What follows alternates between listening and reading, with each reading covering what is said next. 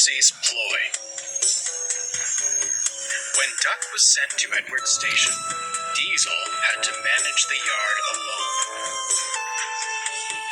He was delighted his plan had worked, but his inexperience led to disorganized sidings and delayed trains. Percy came to keep the yard in order, but despite his best efforts, Diesel ignored his help.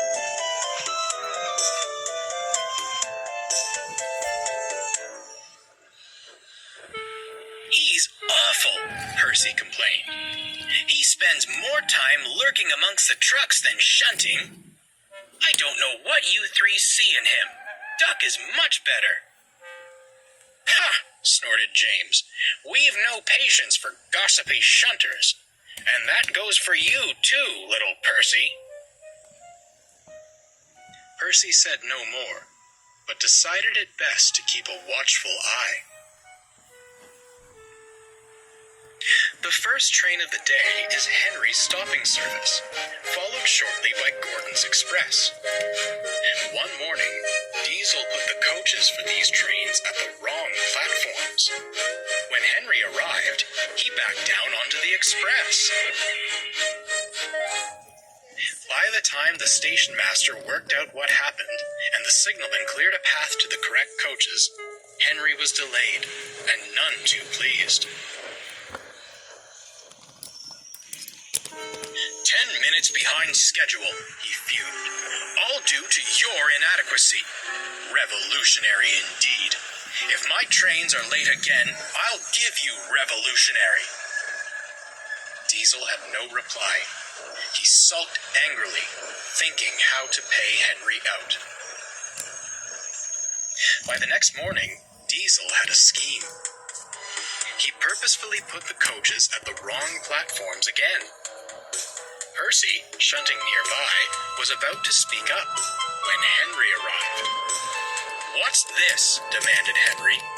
"Don't tell me you've made the same mistake again." "Why, certainly not. Your words taught me a valuable lesson," Diesel replied greasily. "This is a change requested by the Fat Controller himself. The way I heard it, you pull the Express much better. Gordon is only suited for that kipper of yours now. It's your turn today, and perhaps forever." Diesel scuttled away, leaving Henry full of pride. When Gordon arrived, he was surprised to be coupled to the local. Percy tried to tell them what he'd seen, but Gordon and Henry argued so bitterly that no one paid attention. In the end, Gordon left with a very late local and a nasty disposition. "That Henry," he complained to Percy, "saying he pulls the Express better than me. On what railway is that true?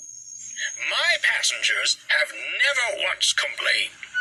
And to suggest I'll be pulling the flying kipper, it's disgraceful.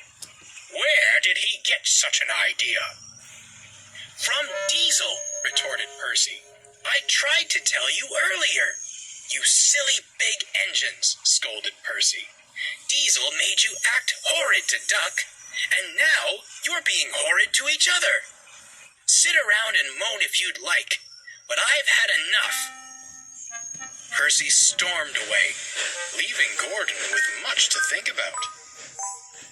Soon, Percy had devised a scheme of his own, and was chatting with the trucks. "You know," he began, "I've heard something rather interesting." Tell us, begged the trucks. "Diesel thinks you're easy to push around. He says he's got you following his every command." The trucks were furious. "Someone should show him a thing or two," smiled Percy, and he scampered off. The trucks began plotting at once. Someone was going to be them. The next day, Diesel shunted the coaches for the first two trains and was readying James's slow goods. The trucks began giving him trouble. "Come on, you wretched things," he growled. "Move!"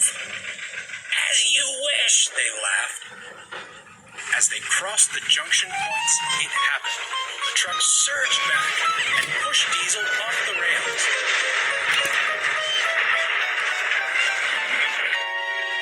They sat blocking the line to the express. At that moment, Henry arrived. "What on earth are you doing? You're in the way of my express."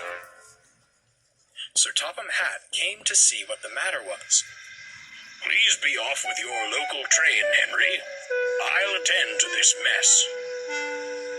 Henry was confused. "I thought you wanted me on the express, sir."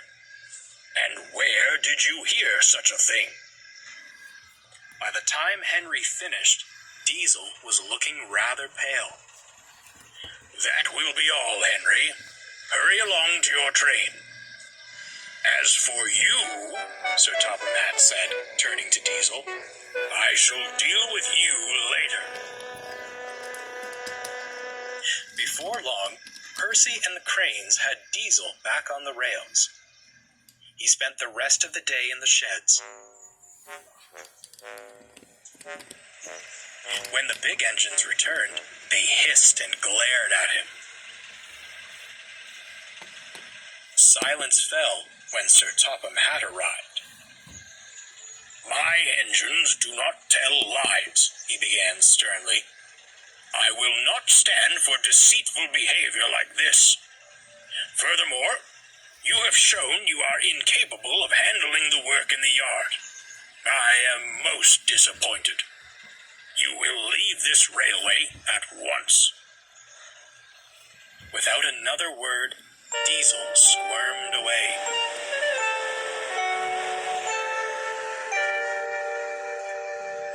"As for you three," Sir Topham Hatt continued, "I hope you've learned a valuable lesson about trust and loyalty. I don't expect my engines to believe unfounded claims.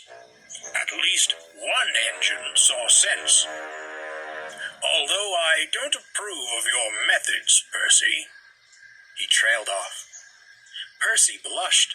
Sir, how did you—" "However," winked Sir Topham Hatt, "so long as it remains an isolated incident, we shall say nothing more. Now, can I count on you to handle the shunting until Duck returns?" "Certainly, sir," peeped Percy, and he hurried off to tidy the yard. Sir Topham Hatt returned to his office just as the telephone rang. "Yes? Come again? A barber shop? Gracious goodness me! I'll be there right away." But I'll say no more, or I shall spoil the next story.